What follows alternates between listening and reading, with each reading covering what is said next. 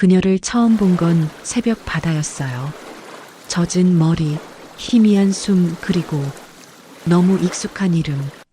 그녀의 이름은 이은지. 20년 전 내가 잃어버린 딸의 이름이었다. 믿을 수 없었어. 하지만 DNA 검사 결과가 모든 걸 뒤집어 버렸지. 구독과 좋아요로 이 이야기를 함께 하세요. 지금부터 당신의 심장을 멈추게 할 이야기. 바다에 빠진 처녀를 구한 남자의 운명이 시작됩니다. 새벽 5시, 바다는 잠들어 있었다. 파도 소리만이 모래사장을 스치며 지나갔고 나는 홀로 그 정막 속을 걷고 있었다. 20년째 이어온 새벽 산책이었다. 매일 같은 시간, 같은 길을 걸으며 하루를 시작하는 것이 내 유일한 일과였다. 그런데 오늘은 달랐다. 파도 너머로 무언가 떠오르는 것이 보였다. 처음에는 부유물인 줄 알았다.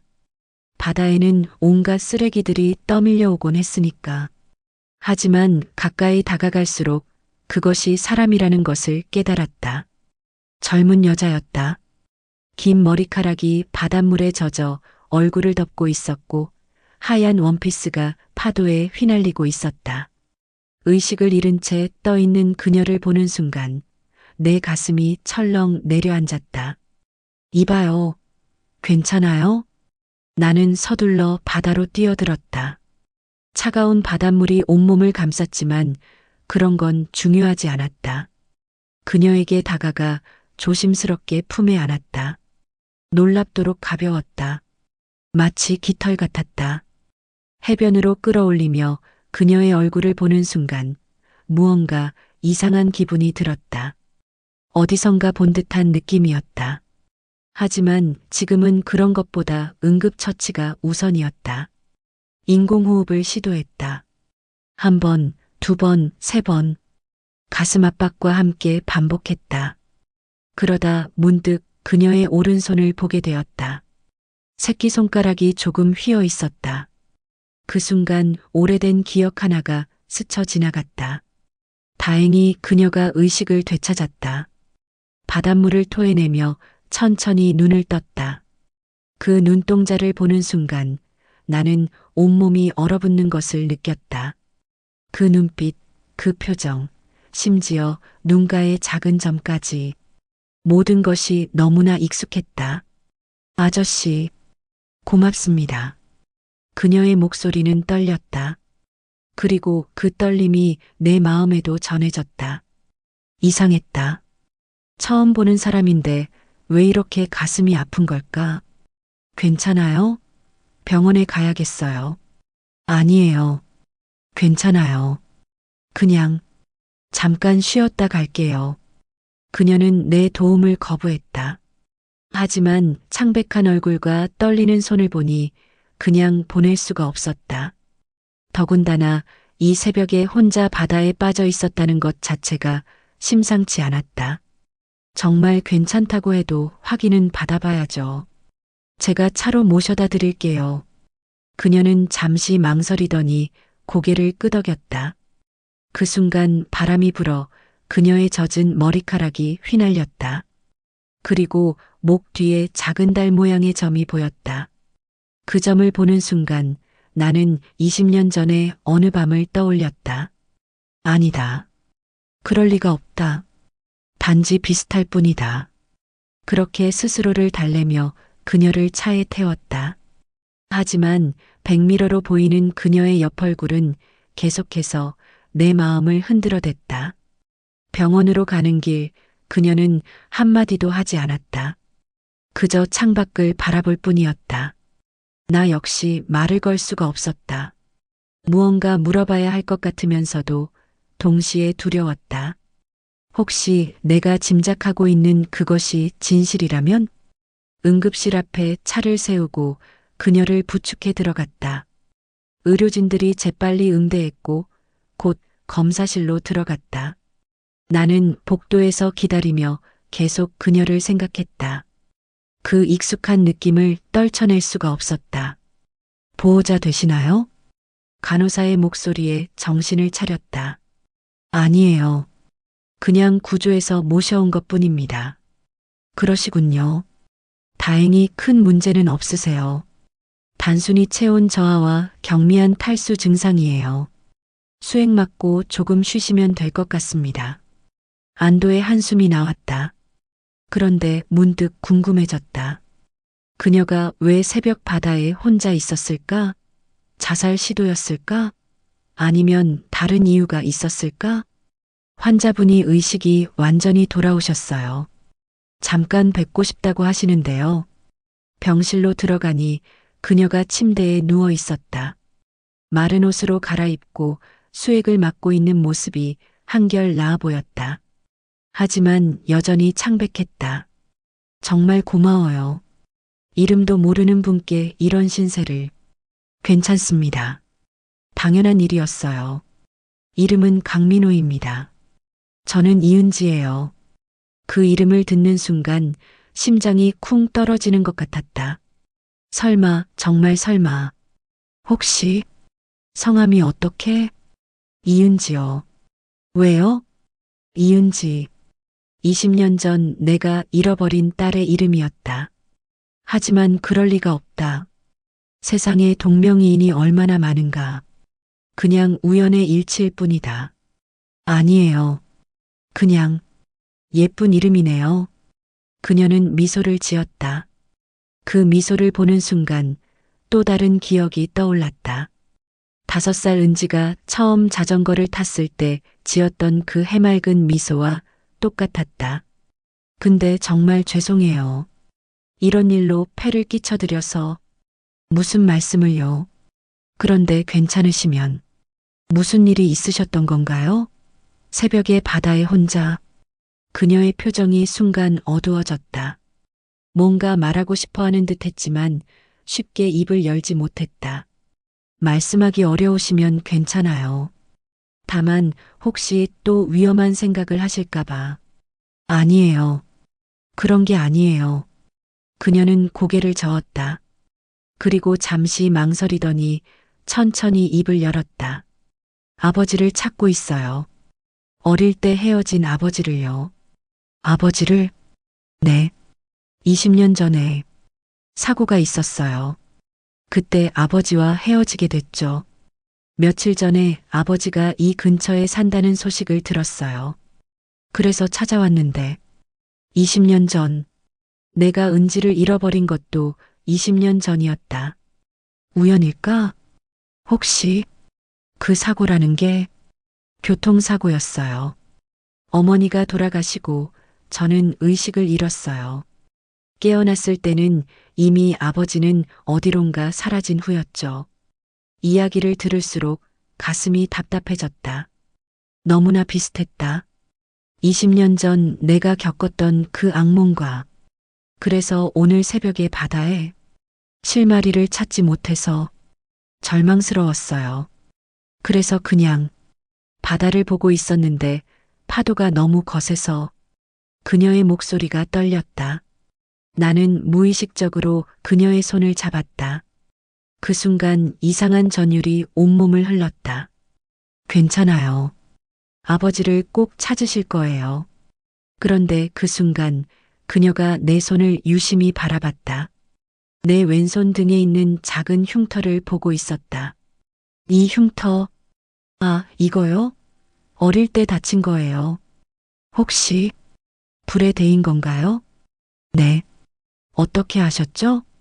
그녀의 눈이 커졌다. 그리고 무언가를 확인하려는 듯 내 얼굴을 자세히 들여다봤다.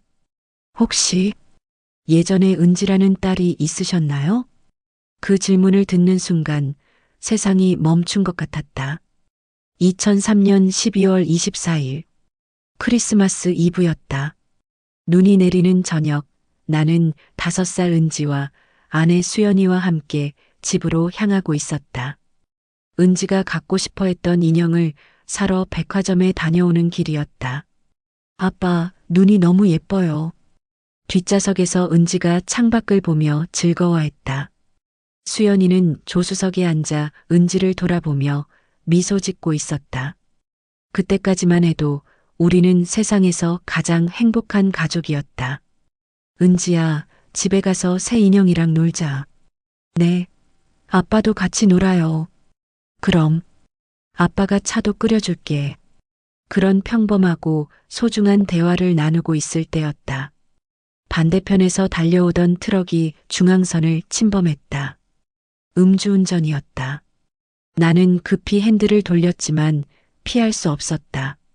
엄청난 충격과 함께 차가 뒤집혔다. 의식이 흐려지는 가운데 수연이의 비명소리와 은지의 울음소리가 들렸다. 그리고 모든 것이 어둠 속으로 빠져들었다. 깨어났을 때는 이미 병원이었다. 의사는 나에게 잔혹한 현실을 알려줬다. 수연이는 현장에서 즉사했고 은지는 의식불명 상태라고 했다. 다행히 아이는 생명에는 지장이 없을 것 같습니다. 하지만 언제 깨어날지는. 그로부터 석 달 동안 나는 은지 곁을 지켰다. 하루도 빠짐없이 병원에 가서 은지의 손을 잡고 이야기를 들려줬다. 깨어나기만 하면 된다고, 아빠가 여기 있다고 계속 말했다. 그런데 어느 날 기적이 일어났다. 은지가 눈을 뜬 것이다. 은지야, 아빠야. 나는 울면서 은지를 안았다. 하지만 은지는 나를 알아보지 못했다. 기억을 잃은 것이었다. 아저씨는 누구세요? 그 말을 듣는 순간 심장이 터질 것 같았다. 의사는 사고 후유증으로 인한 일시적 기억 상실이라고 했다. 시간이 지나면 기억이 돌아올 거라고 했다. 하지만 시간이 지나도 은지는 나를 기억하지 못했다. 그뿐만 아니라 나를 보면 겁을 내며 울기 시작했다. 의사는 트라우마 때문이라고 설명했다. 아이에게 무리하지 마세요. 기억을 강요하면 오히려 더 악화될 수 있습니다. 나는 그때부터 은지에게서 조금씩 멀어지기 시작했다. 은지가 편안해할 때까지 기다리겠다고 생각했다. 하지만 그것이 돌이킬 수 없는 선택이 될 줄은 몰랐다. 은지는 결국 고아원으로 보내졌다. 나는 매주 면회를 갔지만 은지는 여전히 나를 기억하지 못했다. 오히려 다른 사람들과는 잘 지내는 모습을 보며 나는 더욱 절망했다. 아빠가 나쁜 사람이었나? 매일 밤 나는 스스로에게 물었다. 왜 은지가 나만 기억하지 못하는 걸까? 왜 나를 보면 무서워하는 걸까? 그러던 어느 날 고아원에서 연락이 왔다.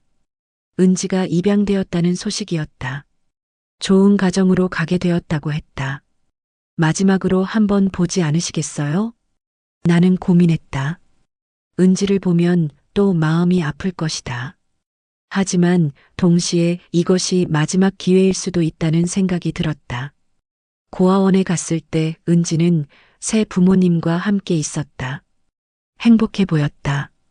나를 보지 못한 채 새 가족과 웃고 있는 은지를 보며 나는 그냥 돌아섰다. 그것이 은지를 마지막으로 본 순간이었다. 그로부터 20년 동안 나는 매일 그 결정을 후회하며 살았다.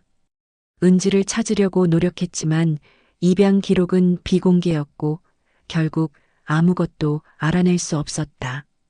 그리고 오늘 바다에서 구한 이 여자가 20년 전 잃어버린 내 딸과 같은 이름을 가지고 있다. 단순한 우연일까? 예전에 은지라는 딸이 있으셨나요? 그 질문을 듣는 순간 모든 기억이 한꺼번에 떠올랐다. 20년 전에 그 끔찍한 사고, 기억을 잃은 은지, 그리고 마지막 이별까지. 어떻게 그걸? 내 목소리가 떨렸다. 그녀는 내 눈을 똑바로 바라보며 천천히 말했다. 그 흉터 때문이에요. 아버지의 왼손등에 불에 댄 흉터가 있다고 들었거든요. 설마, 제 기억에는 없어요. 하지만 고아원에서 들었어요. 아버지가 어릴 때 저를 구하려다가 다쳤다고. 고아원. 그 말을 듣는 순간 모든 것이 명확해졌다. 내 앞에 앉아 있는 이 여자가 정말 내 딸 은지일 수도 있다는 것을. 은지야, 정말 너야? 저도 확신할 수는 없어요. 하지만 아저씨를 보는 순간부터 이상한 기분이었어요. 어디선가 본 것 같은. 우리는 서로를 바라봤다. 20년이라는 세월이 흘렀지만 여전히 남아있는 무언가가 있었다. 그 눈빛, 그 표정, 그리고 새끼손가락의 모양까지. 혹시 목 뒤에 달 모양 점이 있니? 어떻게 아세요? 은지가 놀라며 목 뒤를 만졌다. 그 순간 나는 확신했다. 내 앞에 있는 이 여자가 내가 20년 동안 찾던 딸이라는 것을. 은지야, 아빠야. 내 목소리가 떨렸다. 눈물이 쏟아져 내렸다. 은지도 눈물을 흘리며 나를 바라봤다. 아빠, 정말 아빠예요? 그래, 아빠야. 미안해. 정말 미안해. 나는 은지를 끌어안았다. 20년 만의 재회였다. 그동안 얼마나 그리웠는지, 얼마나 찾고 싶었는지 모든 감정이 한꺼번에 터져 나왔다. 하지만 은지는 내 품에서 조금 물러났다. 아빠, 왜 그때 저를 찾지 않으셨어요? 그 질문이 가장 두려웠다. 어떻게 설명해야 할까? 내가 나를 기억하지 못했다고, 나를 무서워했다고, 그래서 포기했다고. 은지야, 그건 저는 20년 동안 아빠를 기다렸어요.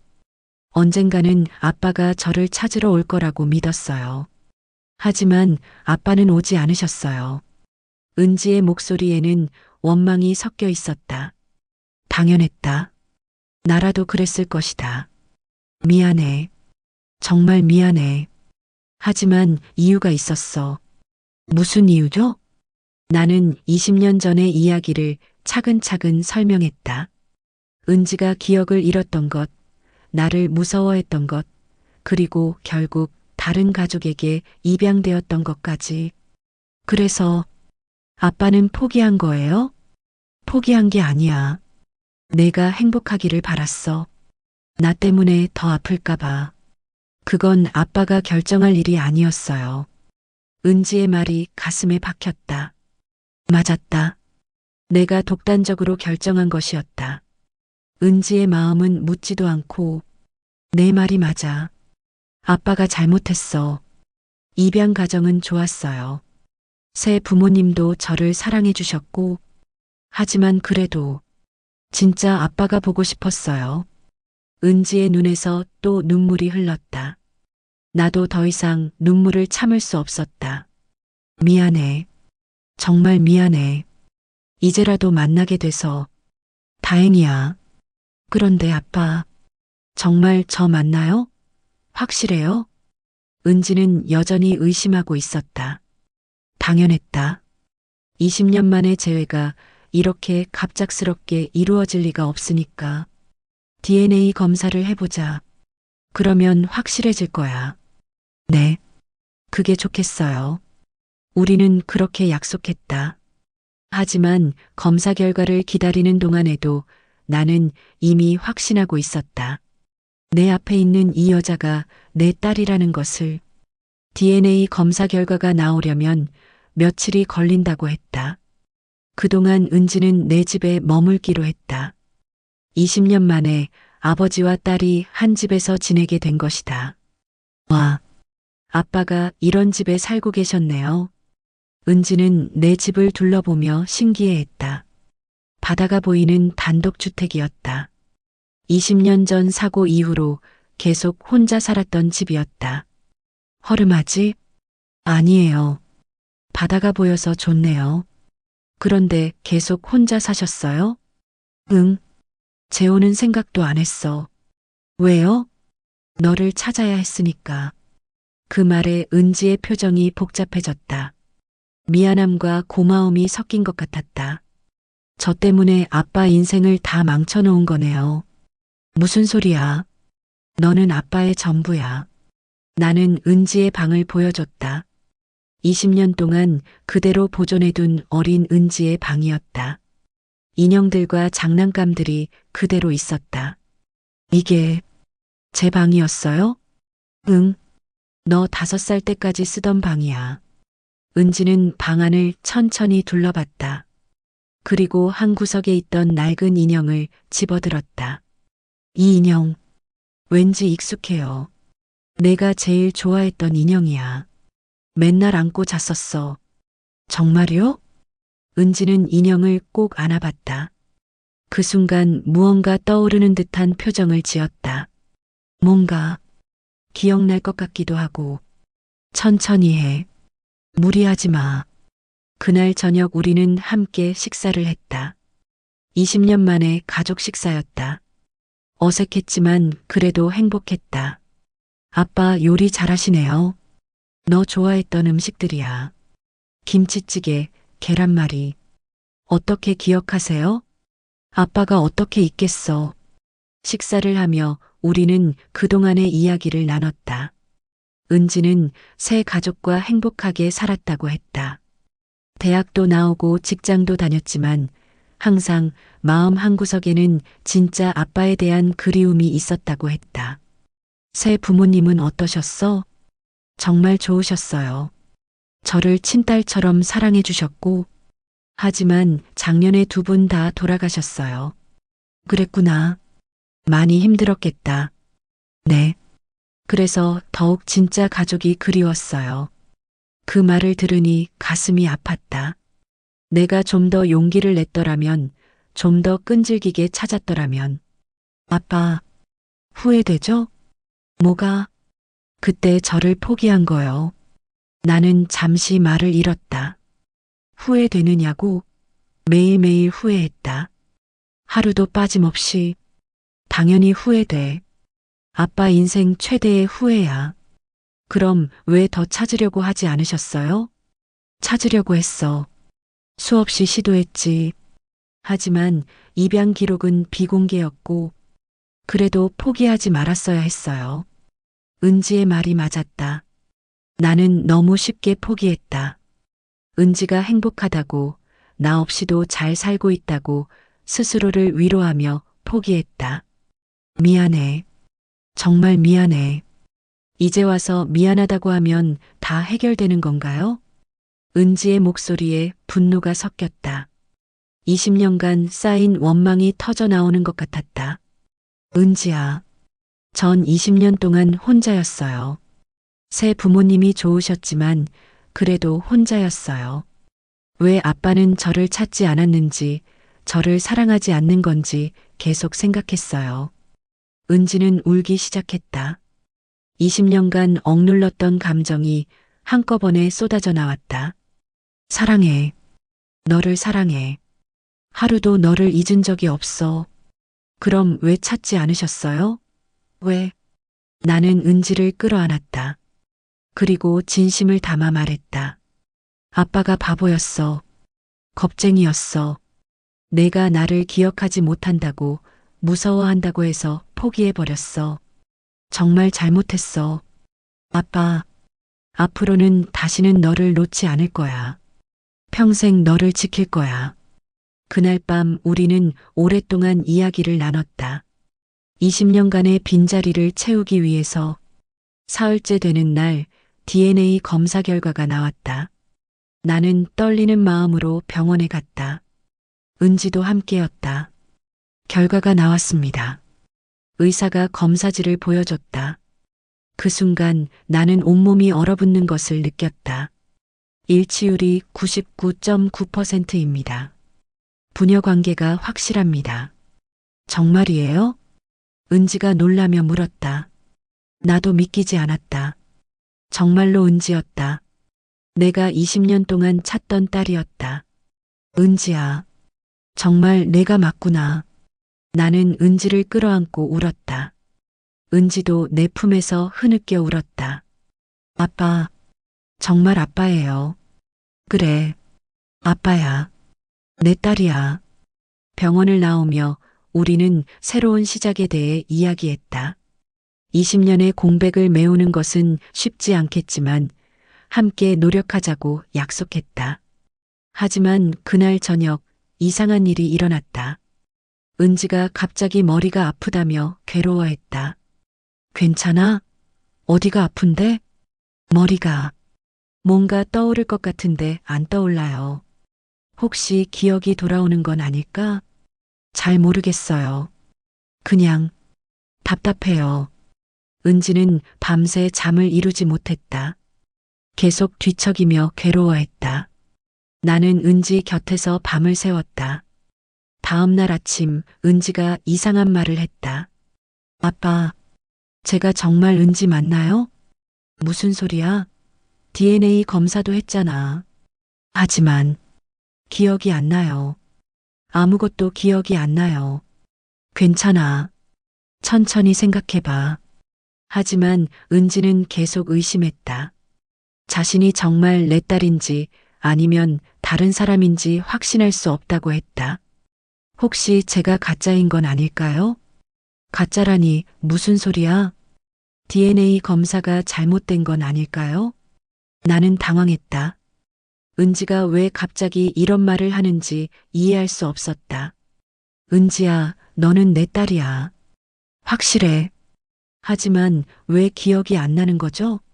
왜 아무것도 생각나지 않는 거죠? 은지는 울면서 말했다. 그 모습을 보니 가슴이 아팠다. 기억은 천천히 돌아올 거야. 무리하지 마. 하지만 그날 이후로 은지는 계속 불안해했다. 자신의 정체성에 대해 의심하기 시작했다. 며칠 후 더 이상한 일이 일어났다. 은지가 갑자기 다른 사람 이름을 불렀다. 수연아, 수연아, 누구야? 수연이가 누구야? 모르겠어요. 그냥 갑자기 그 이름이 떠올랐어요. 수연, 그 이름은 처음 듣는 이름이었다. 혹시 은지의 친구일까? 혹시 새 가족에서 만난 친구인가? 아니에요. 더 오래된 기억 같아요. 점점 이상해졌다. 은지는 새로운 기억들을 조금씩 떠올리기 시작했는데 그것들은 모두 내가 모르는 것들이었다. 어느 날 밤 은지가 잠꼬대를 했다. 엄마, 엄마 어디 가요? 저 두고 가지 마세요. 내 아내 수연이 이름이 아니었다. 다른 엄마를 부르고 있었다. 나는 혼란스러웠다. 분명 DNA 검사에서는 일치한다고 했는데 왜 은지는 내가 모르는 기억들을 떠올리는 걸까? 혹시 내가 놓친 것이 있을까? 아니면 정말로 뭔가 잘못된 것일까? 그날 밤 나는 잠을 이룰 수 없었다. 너무나 행복했던 재회가 점점 의문투성이가 되어가고 있었다. 은지의 이상한 기억들이 계속 늘어났다. 어제는 어머니 보고 싶어요 라고 했는데 내 어머니는 은지가 태어나기 전에 돌아가셨다. 새 가족의 어머니를 말하는 건지 물었지만 은지는 확실하지 않다고 했다. 아빠, 저 정말 이상해요. 계속 모르는 기억들이 떠올라요. 어떤 기억들인데? 바닷가에서 누군가와 조개 껍질을 줍던 기억, 흰 강아지와 놀던 기억, 피아노를 배우던 기억. 내가 아는 은지는 피아노를 배운 적이 없었다. 5살 때까지는 너무 어렸고 그 이후로는 연락이 끊어졌으니까. 새 가족에서 배운 건 아닐까? 아니에요. 더 어릴 때 기억 같아요. 한 4살? 5살? 그 나이면 내가 함께 있었을 때다. 하지만 나는 은지에게 피아노를 가르쳐 준 적이 없다. 혹시 잘못 기억하는 건 아닐까? 저도 그렇게 생각하고 싶어요. 하지만 너무 선명해요. 은지는 점점 혼란스러워했다. 그리고 나도 마찬가지였다. 그런데 며칠 후 결정적인 사건이 일어났다. 은지가 갑자기 다른 사람의 전화번호를 중얼거렸다. 010-3482-7851. 그게 뭐야? 모르겠어요. 그냥 갑자기 떠올랐어요. 나는 호기심에 그 번호로 전화를 걸어봤다. 그런데 놀랍게도 전화가 연결됐다. 여보세요? 중년 여성의 목소리였다. 안녕하세요. 혹시 은지를 아시나요? 은지요? 어느 은지 말씀이신지. 이은지라고 25살. 아, 우리 은지 말씀이시는군요. 어떻게 우리 은지를 아세요? 우리 은지? 나는 깜짝 놀랐다. 혹시 어떤 관계이신지? 저는 은지 이모예요. 은지가 지금 어디 있어요? 며칠째 연락이 안 돼서 걱정하고 있었는데. 이모, 내가 아는 은지에게는 이모가 없었다. 수연이는 외동딸이었고 내 누나는 해외에 살고 있었다. 혹시 은지 부모님은 작년에 두 분 다 교통사고로 돌아가셨어요. 그 이후로 은지가 많이 힘들어했는데 내 머리가 복잡해졌다. 은지가 말했던 양부모가 돌아가신 이야기와 일치했다. 혹시 은지의 본명이 뭔지 아세요? 이은지요. 왜요? 그럼 생일은 1998년 3월 15일이요. 내 딸 은지의 생일과 똑같았다. 혹시 어릴 때 교통사고를 당한 적이 있나요? 네. 5살 때 큰 사고를 당했어요. 그때 친부모님을 잃고 모든 것이 맞아떨어졌다. 하지만 동시에 모든 것이 이상했다. 혹시 만나서 이야기할 수 있을까요? 네, 물론이죠. 은지는 어디 있어요? 나는 약속을 잡고 전화를 끊었다. 그리고 은지에게 말했다. 은지야, 내 이모라는 분과 만나기로 했어. 이모요? 전 이모가 없는데요? 방금 전화했는데 있다고 하네. 은지는 더욱 혼란스러워했다. 그리고 나도 마찬가지였다. 과연 내 앞에 있는 이 사람이 정말 내 딸일까? DNA 검사는 일치한다고 했는데 왜 이렇게 많은 것들이 맞지 않을까? 그날 밤 나는 고민에 빠졌다. 혹시 내가 너무 간절해서 다른 사람을 내 딸로 착각하고 있는 건 아닐까? 아니면 정말로 뭔가 이상한 일이 일어나고 있는 걸까? 답을 찾기 위해서는 이모라는 분을 만나봐야겠다. 그러면 모든 것이 명확해질 것이다. 다음 날 오후 우리는 이모라는 분과 만났다. 40대 후반으로 보이는 여성이었다. 그런데 은지를 보는 순간 눈물을 흘리며 달려와 안았다. 은지야, 어디 있었니? 얼마나 걱정했는데. 은지는 당황했다. 이모를 기억하지 못하는 것 같았다. 죄송한데 누구세요? 은지야, 이모야. 정말 기억 안 나니? 이모는 슬픈 표정을 지었다. 그리고 나를 보며 물었다. 이분은 누구세요? 저는 은지의 친아버지라고 생각하고 있는 사람입니다. 친아버지요? 이모는 놀란 표정을 지었다. 무슨 말씀이세요? 은지 아버지는 작년에 돌아가셨는데요. 양아버지 말씀이시죠? 전 친아버지입니다. 아니에요.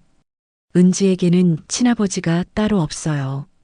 이모의 말에 나는 당황했다. 어떻게 그럴 수 있어요? DNA 검사도 했는데. DNA 검사를 했다고요? 이모는 더욱 놀란 표정을 지었다. 그리고 은지를 자세히 바라봤다. 은지야, 정말 너 맞니? 네, 아니. 저도 잘 모르겠어요. 무슨 일이 있었는지 차근차근 설명해 주세요. 나는 바다에서 은지를 구한 이야기부터 DNA 검사까지 모든 것을 설명했다. 이모는 심각한 표정으로 들었다. 이상하네요. 정말 이상해요. 뭐가 이상한가요? 은지는 수영을 잘해요. 바다에 빠질 일이 없어요. 그리고 이모는 잠시 망설이더니 말을 이었다. 은지는 3일 전에 아버지 무덤에 갔어요. 20년 전에 돌아가신 친아버지 무덤에요. 그럴 리가 없어요. 전 살아있는데요. 하지만 무덤이 실제로 있어요. 1983년생 강민호라고 새겨져 있어요. 1983년생 강민호. 그건 내 생년월일이었다. 혹시 이름이 같은 다른 사람인 건 아닐까요? 아니에요. 분명히 은지 아버지예요. 은지가 직접 확인했으니까요. 나는 혼란스러웠다. 내가 살아있는데 어떻게 내 무덤이 있을 수 있을까? 혹시 그 무덤 위치를 알 수 있을까요? 네, 알려드릴게요. 하지만 이모는 망설였다. 하지만 뭐요? 정말 이상한 일이 많이 일어나고 있어요. 은지도 변했고 어떻게 변했다는 거죠? 예전의 은지가 아니에요. 성격도 달라졌고 말투도 다르고 마치 다른 사람 같아요. 그 말을 들으니 더욱 혼란스러웠다. 그럼 내 앞에 있는 이 사람은 누구일까? 혹시 은지가 어떤 사람이었는지 말씀해 주실 수 있나요? 은지는 조용하고 내성적인 아이였어요. 피아노를 좋아했고 그림도 잘 그렸어요. 그런데 지금은 이모가 은지를 바라봤다. 완전히 다른 사람 같아요. 나는 은지를 바라봤다. 과연 이 사람이 정말 내 딸일까? 아니면 다른 누군가일까? 은지야, 너 정말 누구니? 저도 모르겠어요. 정말 모르겠어요. 은지는 울면서 대답했다. 그 모습을 보니 가슴이 아팠다. 괜찮아. 우리가 함께 진실을 찾아보자. 하지만 내 마음속에는 불안이 커져가고 있었다. 과연 무엇이 진실일까? 이모가 알려준 주소로 찾아간 묘지. 그곳에서 나는 믿을 수 없는 광경을 목격했다. 정말로 내 이름이 새겨진 무덤이 있었다. 강민호 1983년 7월 12일부터 2003년 12월 24일까지 2003년 12월 24일 내 딸을 잃었던 바로 그날이었다. 하지만 나는 죽지 않았다. 여기 살아서 서 있는데 이상해요. 정말 이상해요. 은지가 무덤을 보며 떨었다. 분명히 아빠 무덤이 맞는데 그럼 아저씨는 누구세요? 나도 모르겠어.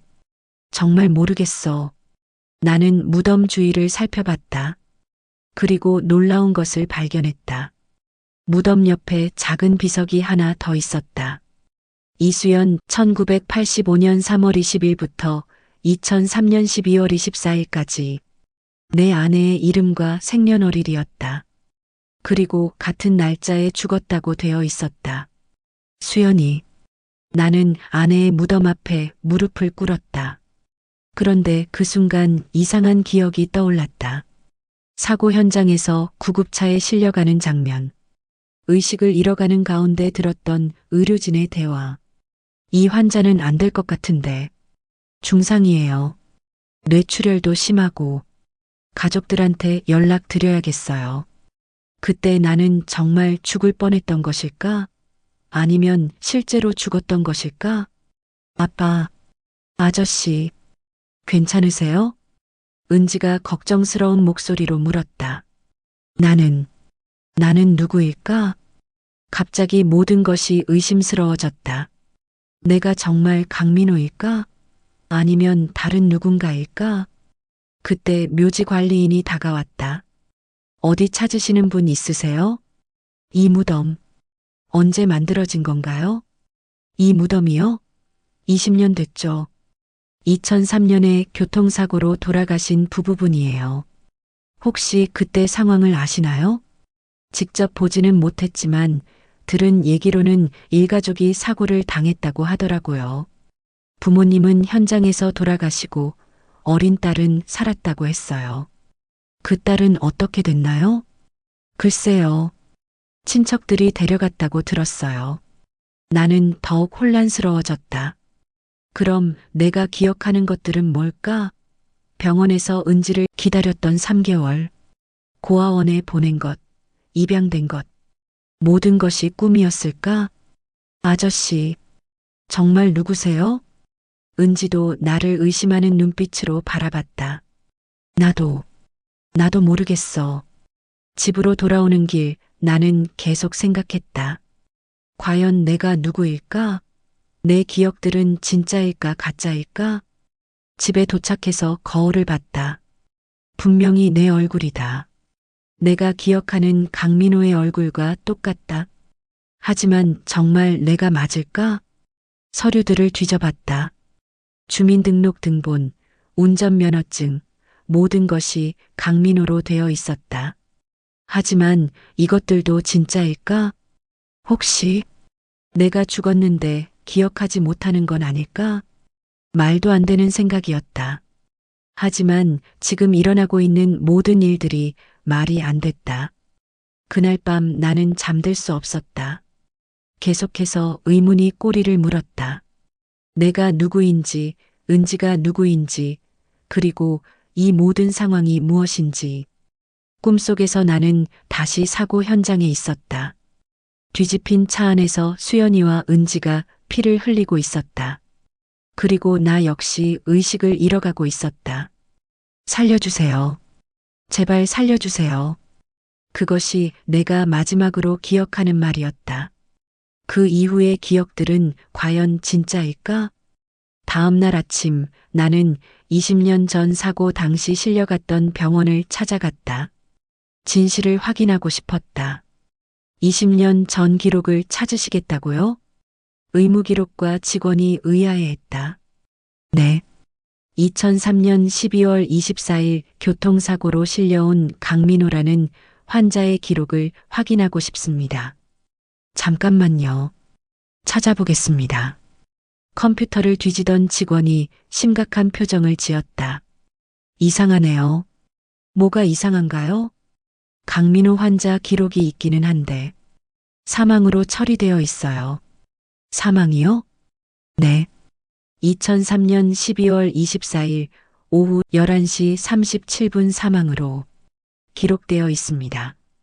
내 온몸에 소름이 돋았다. 그럼 저는 뭔가요? 잠깐 더 자세히 보겠습니다. 직원이 기록을 자세히 살펴봤다. 여기 보면 뇌사 판정을 받았다고 되어 있네요. 심폐소생술을 시도했지만 실패했고, 그럼 정말 죽었다는 건가요? 기록상으로는 그렇습니다. 나는 충격을 받았다. 내가 정말 20년 전에 죽었다는 말인가? 혹시 같은 이름의 다른 사람인 건 아닐까요? 주민번호까지 일치해요. 분명히 같은 사람입니다. 주민번호까지 일치한다면 틀림없이 나였다. 그럼 제가 어떻게 여기 서 있는 거죠? 그건 저도 모르겠어요. 정말 이상한 일이네요. 나는 기록 사본을 받아왔다. 집으로 돌아와 은지에게 보여줬다. 이것 봐. 내가 정말 20년 전에 죽었다고 나와 있어.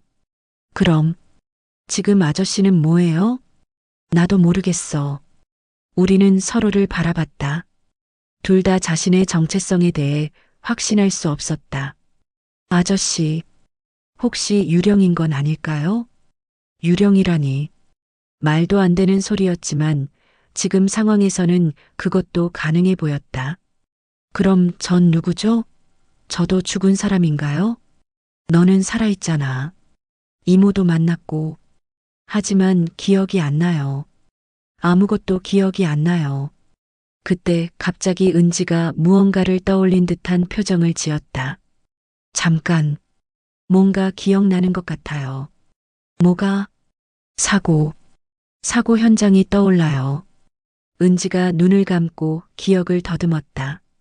차가 뒤집히고, 아빠가 피를 흘리고, 그리고 아빠가 죽었어요.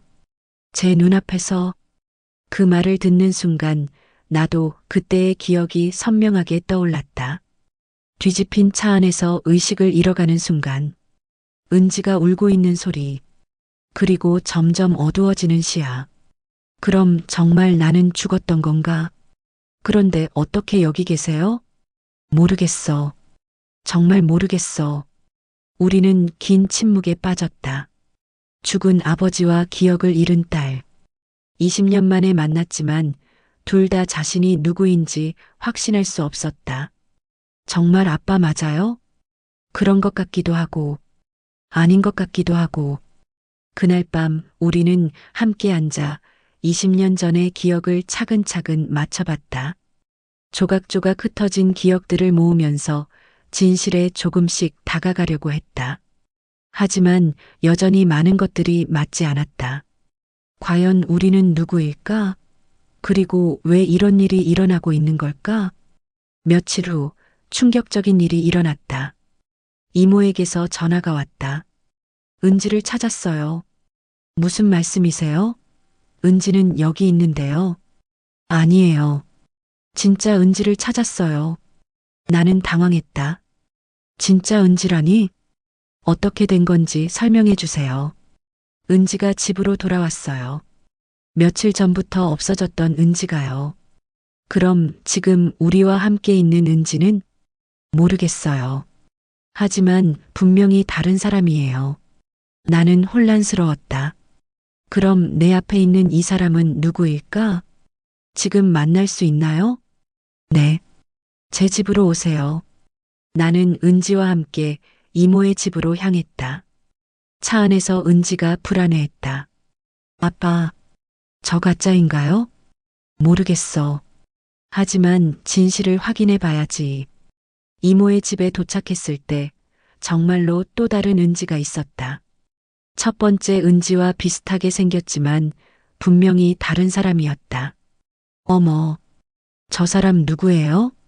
진짜 은지가 우리를 보며 놀랐다. 저도 은지예요. 가짜 은지가 떨리는 목소리로 말했다. 말이 안 돼요.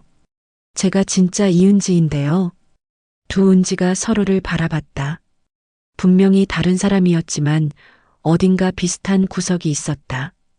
이모, 어떻게 된 건가요? 저도 모르겠어요. 정말 이상한 일이에요. 이모는 진짜 은지를 가리키며 말했다.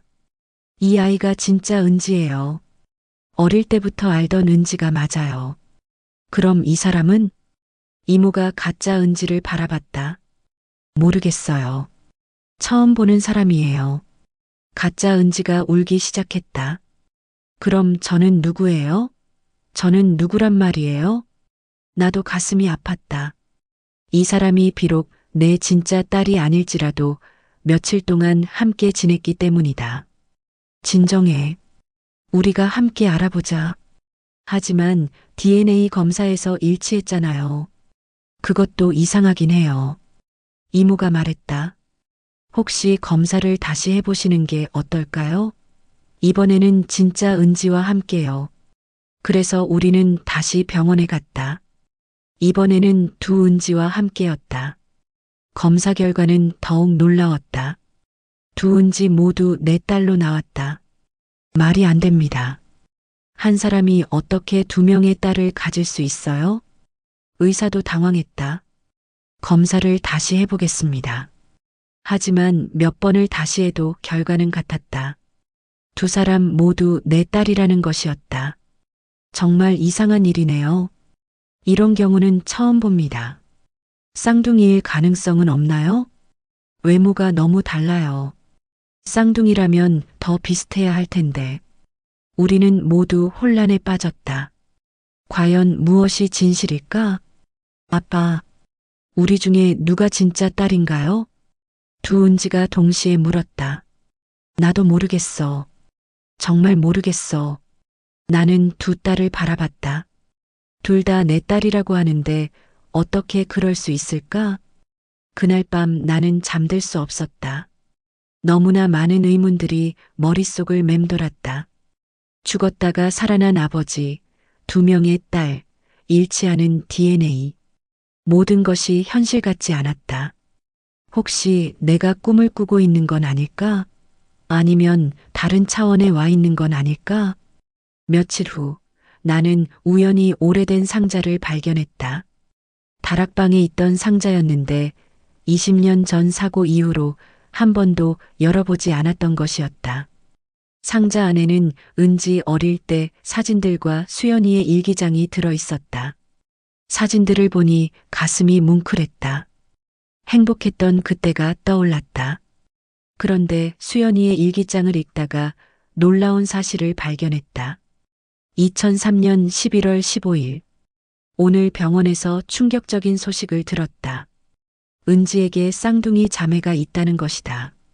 하지만 태어나자마자 입양을 보내서 우리는 한 명만 키우게 되었다. 민호에게는 말하지 못하겠다. 쌍둥이 자매? 나는 그런 이야기를 들어본 적이 없었다. 일기를 더 읽어보니 더 놀라운 내용이 있었다. 2003년 12월 1일, 입양기관에서 연락이 왔다. 은지의 쌍둥이가 친부모를 찾고 있다고 한다. 어떻게 해야 할까? 민호에게 말해야 할까? 2003년 12월 20일, 결국 민호에게 말하지 못했다. 크리스마스가 지나면 이야기하려고 한다. 하지만 크리스마스가 지나기 전에 사고가 났다. 수연이는 결국 나에게 진실을 말하지 못하고 세상을 떠난 것이다. 나는 두 은지를 불러 일기장을 보여줬다. 이것 봐. 너희는 쌍둥이였어. 쌍둥이요? 두 은지가 놀라며 서로를 바라봤다. 그럼 우리 둘 다 진짜 딸이었던 거예요? 그런 것 같아. 갑자기 모든 것이 명확해졌다. DNA 검사에서 둘 다 내 딸로 나온 이유, 비슷하면서도 다른 외모, 그리고 서로 다른 기억들까지. 그런데 왜 한 명은 입양을 보냈을까? 글쎄, 아마도 경제적인 이유였을 것 같아. 그때는 내가 아직 사회초년생이었고 쌍둥이를 키우기에는 부담이 컸을 것이다. 그럼 제가 입양 보내진 아이예요? 첫 번째 은지가 물었다. 아마도. 그럼 저는? 두 번째 은지가 물었다. 너는 우리와 함께 살았던 은지야. 하지만 여전히 의문이 남았다. 왜 두 번째 은지는 나를 기억하지 못할까? 그리고 첫 번째 은지는 어떻게 여기까지 오게 된 걸까? 혹시 사고 후에 뭔가 바뀐 게 있었을까? 무슨 말씀이세요? 너희들이 뒤바뀐 건 아닐까? 나는 추측해봤다. 사고 후 병원에서 두 아이가 뒤바뀌었을 가능성을 말이다. 그럴 리가요. 하지만 생각해보니 불가능한 일도 아니었다. 당시 상황이 혼란스러웠고 쌍둥이인 줄 모르는 상태에서 실수가 있었을 수도 있다. 그럼 제가 진짜 아빠와 함께 살았던 딸이고 이 아이가 입양 보내진 딸인 건가요? 아니야, 내가 진짜야. 두 은지가 다시 다퉜다. 진짜 가짜가 중요한 게 아니야. 너희 둘 다 내 딸이야. 나는 두 딸을 끌어안았다. 앞으로는 세 명이 가족이 되는 거야. 하지만 마음 한구석에는 여전히 의문이 남아 있었다. 과연 이것이 진실의 전부일까? 두 은지가 함께 지내기 시작하면서 신기한 일들이 일어났다. 서로의 기억이 조금씩 돌아오기 시작한 것이다. 언니, 아니 동생, 혹시 어릴 때 고민형을 좋아했어? 첫 번째 은지가 물었다. 고민형이요? 잘 모르겠어요. 갈색 고민형 말이야. 이름이 뽀뽀였나? 그 순간 두 번째 은지의 표정이 변했다. 뽀뽀. 그 이름 어디서 들어봤어요? 정말? 나도 왜 그 이름이 떠오르는지 모르겠어. 나는 그들의 대화를 들으며 기억을 더듬었다. 갈색 고민형 뽀뽀. 분명히 은지가 좋아했던 인형이었다. 맞아. 뽀뽀였어. 내가 제일 좋아했던 인형. 그럼 제가 진짜 아빠 딸이네요. 두 번째 은지가 기뻐했다. 아니야, 나도 그 인형 기억해. 첫 번째 은지가 반박했다. 그럴 수 없어. 쌍둥이라면 각자 다른 인형을 가졌을 텐데. 나는 생각해봤다.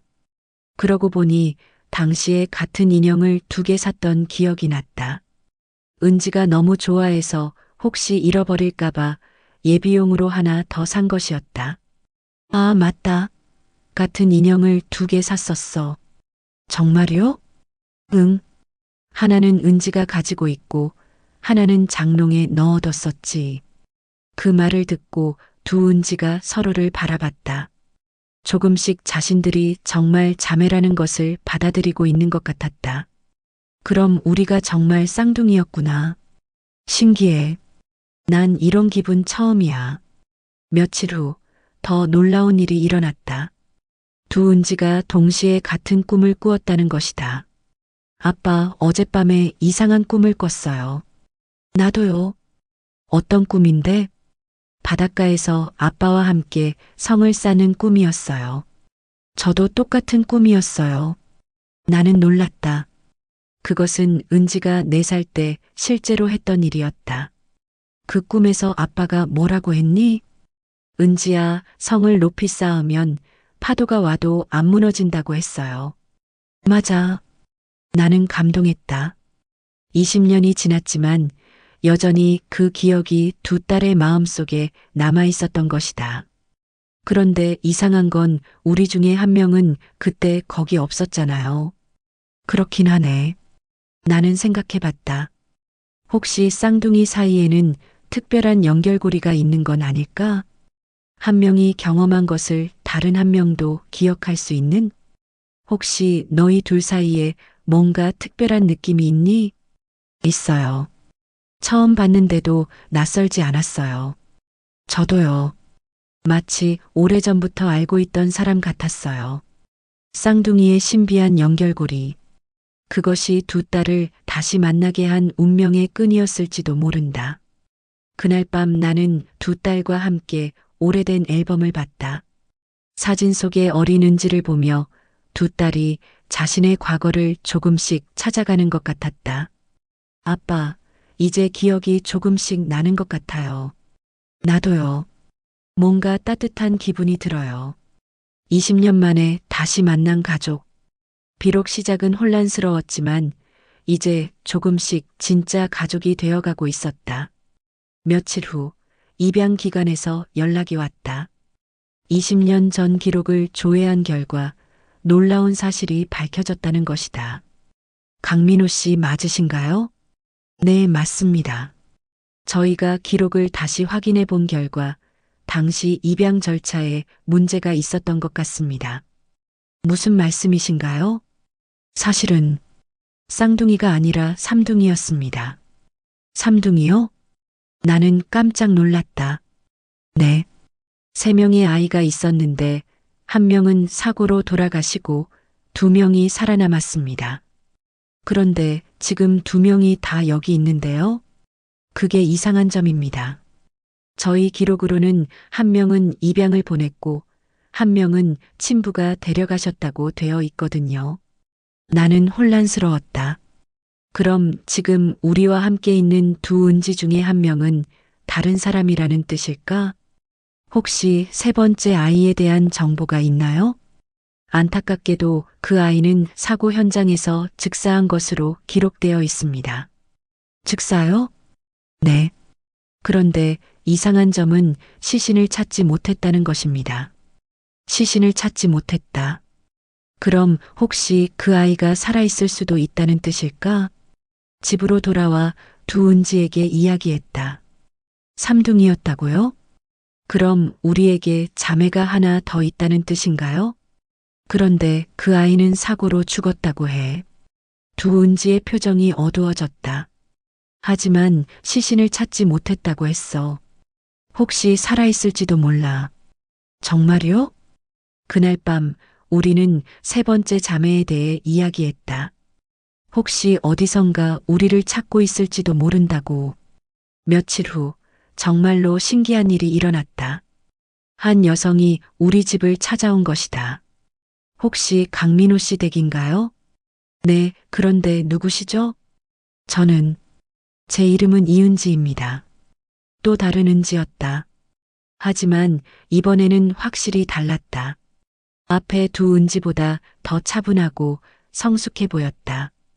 또 은지라고요? 네. 저는 20년 전 교통사고로 가족을 잃었습니다. 그리고 최근에 친아버지가 살아계시다는 소식을 들었어요.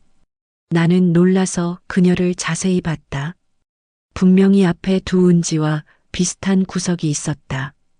혹시 DNA 검사를 해볼 수 있을까요? 물론이죠. 이번에는 3명의 은지와 함께 병원에 갔다. 결과는 예상대로였다. 3번째 은지도 내 딸이었다. 정말 삼둥이였구나. 믿기지 않아요. 세 자매가 서로를 바라봤다. 20년 만에 처음 만났지만 묘한 친밀감이 느껴졌다.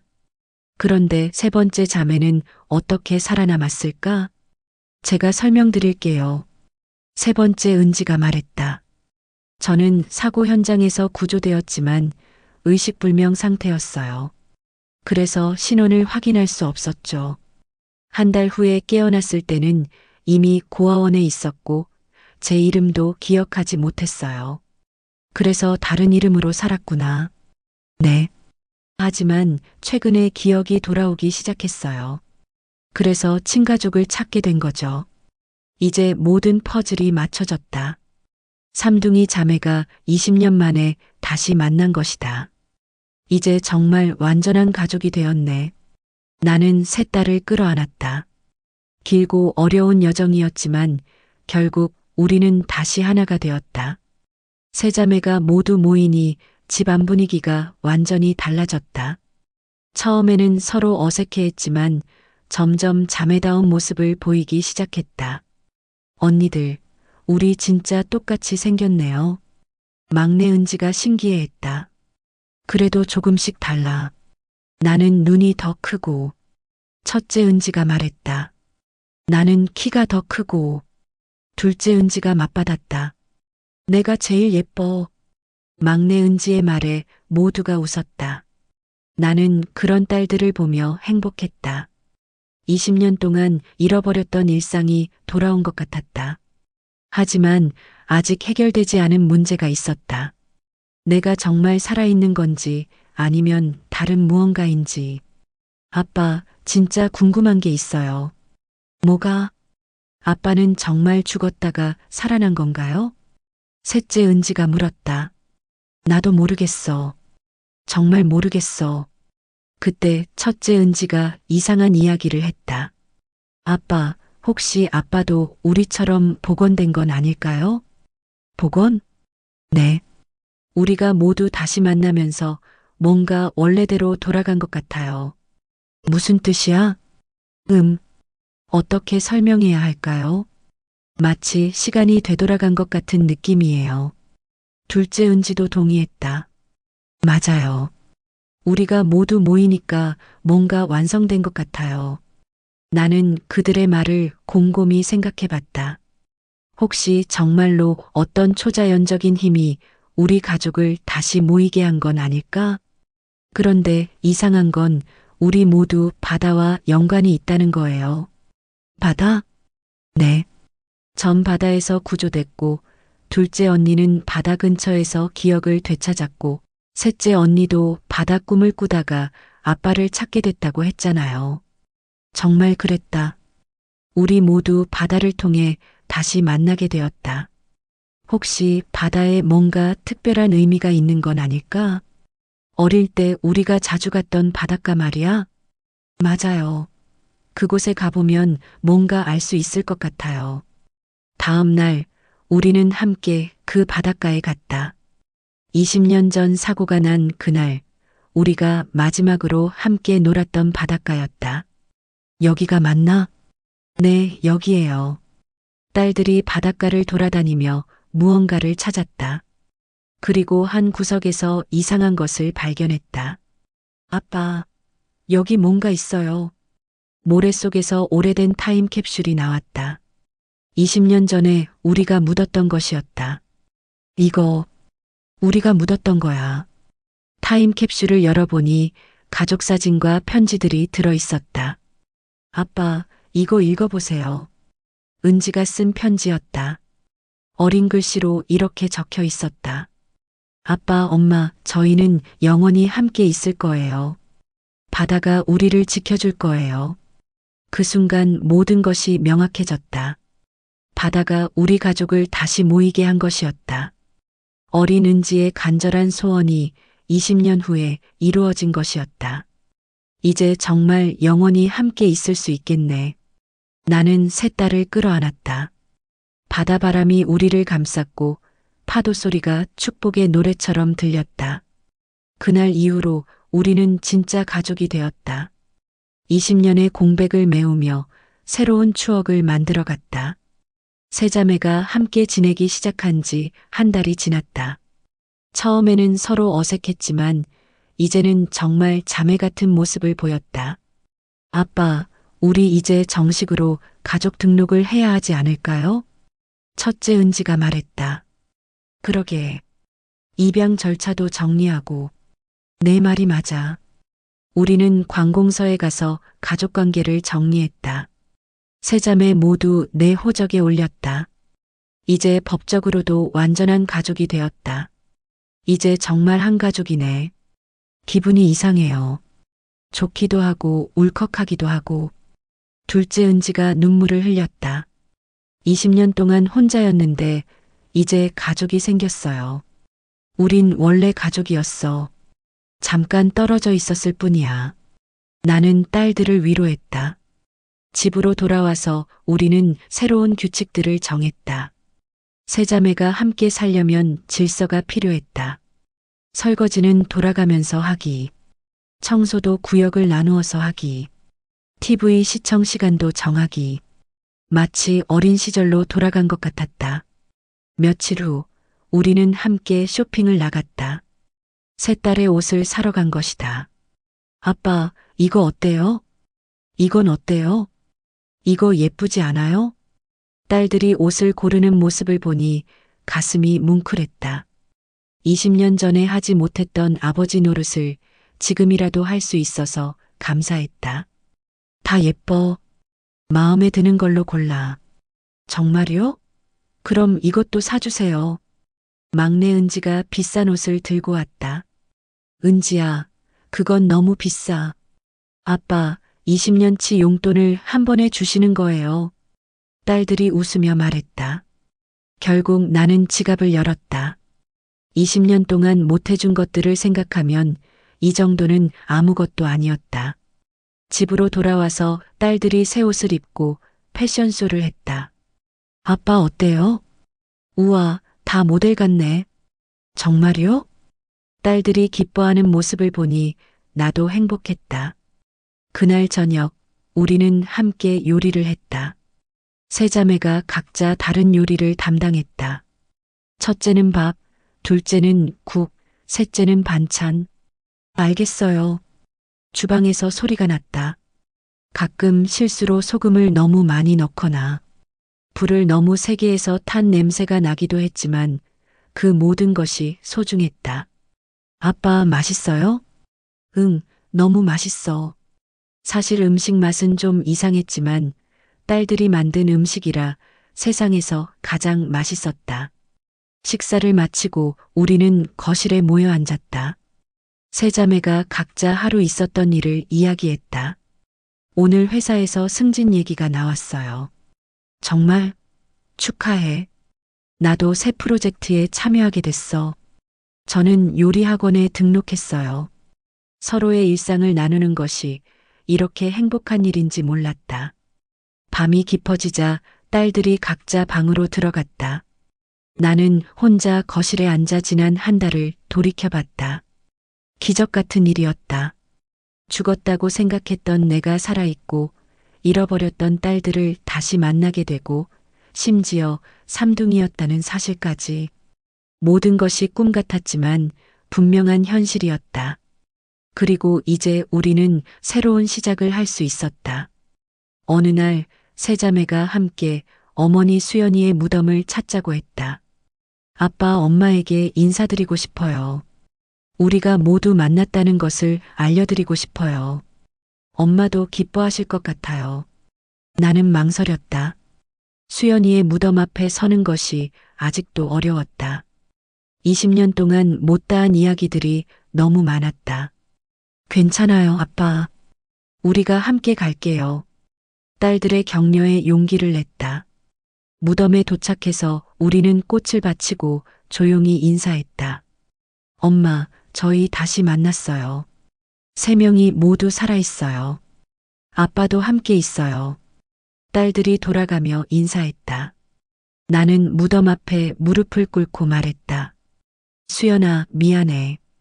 아이들을 제대로 지키지 못해서. 하지만 이제 다시 만났어. 내가 못다한 모성애를 내가 대신 줄게. 그날 무덤에서 돌아온 후 딸들의 태도가 달라졌다. 더욱 성숙해진 것 같았다. 아빠, 우리 엄마 이야기 많이 해주세요. 엄마는 어떤 분이셨어요? 우리를 어떻게 사랑해 주셨어요? 나는 수연이에 대한 이야기를 들려줬다. 딸들을 얼마나 사랑했는지, 임신했을 때 얼마나 기뻐했는지, 삼둥이라는 것을 알았을 때의 놀라움까지. 엄마는 너희들이 태어나자마자 3명 다 안아보고 싶어 했어. 하지만 의사들이 너무 위험하다고 해서. 그래서 입양을 보내신 거예요? 그런 게 아니야. 엄마는 끝까지 반대했어. 하지만 현실적으로 3명을 키우기가. 나는 당시에 어려웠던 상황을 설명했다.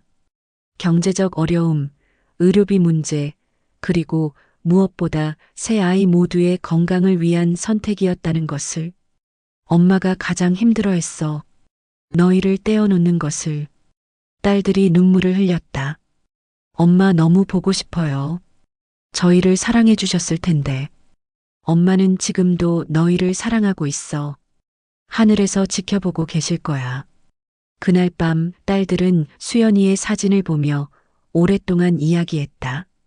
상상 속의 엄마와 대화를 나누는 것 같았다. 며칠 후 첫째 은지가 제안했다. 아빠, 우리 엄마를 위한 추도식을 해요. 추도식? 네. 20년 동안 제대로 된 추도를 한 번도 안 했잖아요. 그래요. 우리가 모두 모인 지금 엄마에게 제대로 인사드려요. 나는 딸들의 제안에 동의했다. 일주일 후 우리는 작은 추도식을 준비했다. 수연이가 좋아했던 꽃들로 집을 꾸미고 그녀가 좋아했던 음식들을 준비했다. 엄마, 저희 모두 건강하게 잘 살고 있어요. 아빠도 잘 돌봐드릴게요. 엄마 덕분에 우리가 다시 만날 수 있었어요. 각자 엄마에게 하고 싶었던 말들을 했다. 나도 20년 동안 못다한 이야기를 했다. 수연아, 고마워. 이렇게 좋은 딸들을 낳아줘서 앞으로 잘 키울게. 내가 못다한 사랑까지 함께 줄게. 추도식을 마치고 나니 마음이 한결 가벼워졌다. 과거에 대한 죄책감과 후회가 조금씩 사라지는 것 같았다. 이제 정말로 새로운 시작을 할 수 있을 것 같았다. 몇 달이 지나면서 우리 가족만의 일상이 자리 잡았다. 세 자매는 각자 다른 성격을 가지고 있었지만 서로를 잘 이해하고 배려했다. 첫째 은지는 차분하고 책임감이 강했다. 회사에서도 인정받고 있었고 집에서는 언니 역할을 톡톡히 했다. 둘째, 셋째, 아빠 저녁 준비하셨으니까 빨리 와. 네, 언니. 둘째 은지는 활발하고 유머러스했다. 집안 분위기를 밝게 만드는 역할을 했다. 아빠, 오늘 회사에서 재미있는 일이 있었어요. 뭔데? 부장님이 커피를 쏟았는데 그게 하트 모양이었어요. 사소한 일도 재미있게 이야기하는 재주가 있었다. 셋째 은지는 감수성이 풍부하고 예술적 재능이 있었다. 요리 학원을 다니면서 우리 가족의 요리사 역할을 했다. 아빠, 오늘은 제가 특별한 요리를 만들어 드릴게요. 뭔데? 비밀이에요. 기대하세요. 매일 새로운 요리에 도전하는 셋째 덕분에 우리 식탁은 풍성했다. 주말에는 세 자매가 함께 나들이를 하곤 했다. 아빠, 우리 바다에 가요. 또 바다야? 지난주에도 갔잖아. 바다가 좋아요. 우리 가족을 다시 만나게 해준 곳이잖아요. 딸들은 바다를 특별히 좋아했다. 그곳에서 모래성도 쌓고 조개껍질도 줍고 파도와 놀기도 했다. 아빠, 20년 전에도 이렇게 놀았을까요? 그럼. 너희들이 어릴 때 맨날 바다에서 놀았어. 기억이 조금씩 나는 것 같아요. 나도요. 세 자매가 함께 있으면 어린 시절의 기억들이 조금씩 돌아오는 것 같았다. 어느 날 저녁 딸들이 나에게 깜짝 선물을 준비했다. 아빠, 눈 감으세요. 뭐야? 깜짝 선물이에요. 눈을 뜨니 거실에 커다란 케이크가 있었다. 생일도 아닌데 웬 케이크? 아빠께서 우리를 다시 찾아주신 축하하는 케이크예요. 재회 축하 케이크. 케이크 위에 사랑하는 아빠에게라고 쓰여 있었다. 고마워, 정말 고마워. 나는 감동받아 눈물을 흘렸다.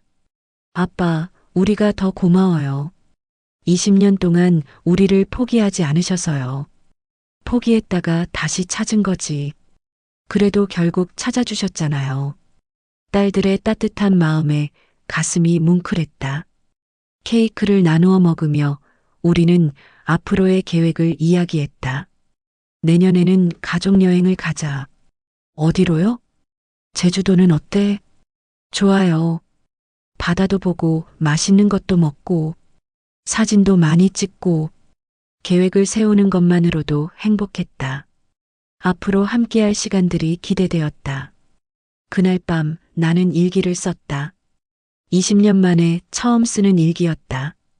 오늘도 딸들과 행복한 하루를 보냈다. 매일이 기적 같다. 이런 평범한 일상이 이렇게 소중한 줄 몰랐다.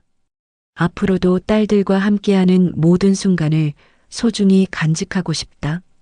평화로운 일상이 계속되던 어느 날 갑작스러운 시련이 찾아왔다. 셋째 은지가 갑자기 쓰러진 것이다. 응급실로 빨리.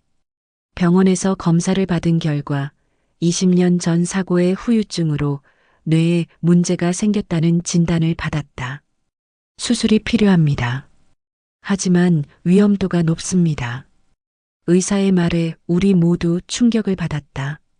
아빠, 저 죽는 건 아니죠? 셋째 은지가 불안해했다. 무슨 소리야? 괜찮을 거야. 하지만 내 마음도 불안했다.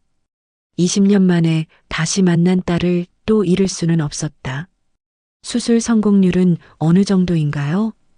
70% 정도입니다. 30%의 위험. 너무 큰 숫자였다. 다른 방법은 없나요? 수술하지 않으면 더 위험합니다. 결국 수술을 하기로 결정했다. 수술 전날 밤 세 자매가 함께 이야기를 나눴다. 언니들, 만약 제가 깨어나지 못하면. 그런 말하지 마. 하지만 혹시 모르잖아요. 넌 꼭 깨어날 거야. 우리가 기다리고 있으니까. 그래. 우리 삼둥이는 절대 떨어질 수 없어. 첫째와 둘째가 셋째를 격려했다. 아빠에게도 잘해드려요. 아빠는 우리가 없으면 안 돼요. 걱정 마. 우린 절대 아빠를 혼자 두지 않을 거야. 수술 당일 우리는 모두 병원에서 기다렸다. 6시간 동안 계속된 수술이었다. 가족분들 계시죠? 수술실 문이 열리고 의사가 나왔다. 수술은 성공적으로 끝났습니다. 정말요? 네. 하지만 완전히 회복하려면 시간이 필요합니다. 안도의 한숨이 나왔다. 중환자실에 있는 셋째를 보니 가슴이 아팠다. 여러 장비에 연결된 모습이 20년 전을 떠올리게 했다. 은지야, 아빠야. 꼭 깨어나야 해. 언니도 기다리고 있어. 우리 함께 바다에 가기로 했잖아. 며칠 후 기적이 일어났다. 셋째 은지가 깨어난 것이다. 아빠, 은지야, 정신 차렸구나. 언니들, 여기 있어. 모두 여기 있어. 셋째가 깨어나자 우리 모두 기뻐서 울었다. 아빠, 꿈을 꿨어요. 무슨 꿈? 엄마가 나타나서 아직 갈 때가 아니라고 하셨어요. 엄마가? 네. 아빠와 언니들이 기다리고 있으니까 빨리 돌아가라고 하셨어요. 수연이가 딸을 다시 우리에게 돌려보낸 것 같았다. 고마워, 수연아. 나는 마음속으로 아내에게 감사했다. 셋째의 회복 과정에서 우리 가족은 더욱 단단해졌다. 서로를 얼마나 소중히 여기는지 깨달았다. 아빠, 우리 정말 운이 좋은 것 같아요. 왜? 20년 만에 다시 만났고 위험한 수술도 성공했고 하늘에서 우리를 지켜주시는 것 같아요. 엄마가 지켜주시는 거야. 그렇게 우리는 또 하나의 시련을 극복했다. 그리고 더욱 소중한 일상으로 돌아갔다. 1년이 지났다. 세 자매 모두 건강하게 잘 지내고 있었다.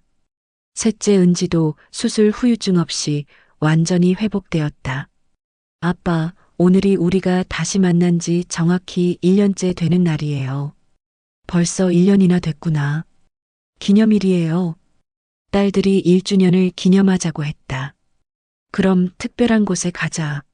어디요? 우리가 처음 만났던 그 바닷가. 바닷가에 도착해서 우리는 모래 위에 앉았다. 1년 전 내가 은지를 구했던 그 자리였다. 그때 생각나요? 그럼. 아빠가 바다로 뛰어들어서 나를 구해줬잖아. 그때 정말 무서웠어요. 나도 무서웠어. 혹시 늦으면 어쩌나 싶어서. 하지만 덕분에 우리가 다시 만날 수 있었어요. 운명이었나 봐. 바다를 보며 우리는 지난 1년을 되돌아봤다. 처음의 혼란, 의심, 그리고 점차 쌓여가는 믿음과 사랑.